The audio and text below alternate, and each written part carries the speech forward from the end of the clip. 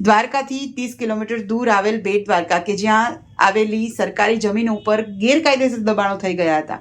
એ ગેરકાયદેસર દબાણોને હટાવવા માટે ડિમોલેશન કરવામાં આવ્યું હતું, પરંતુ 1 વર્ષ બાદ ફરીથી પુનઃ દબાણો થઈ જતા એ પુનઃ થયેલા દબાણોને દૂર કરવા માટે વહીવટી તંત્ર દ્વારા બેટ દ્વારકા ખાતે આજે મેગા ડિમોલેશનની કાર્યવાહી શરૂ થઈ ગઈ છે.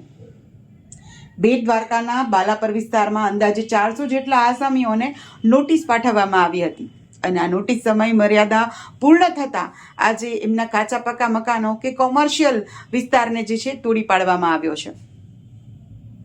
એસડીએમ સહિત વહીવટીતંત્ર, નગરપાલિકા, પીજીવીસીએલ તેમજ 1000 જેટલા પોલીસ જવાનો સહિત પોલીસ વિભાગ, ફાયર સ્ટાફ વચ્ચે સંકલન સાધીને આખું જ આ ડિમોલેશન, મેગા ડિમોલેશન જે છે એની કાર્યવાહી થઈ રહી છે.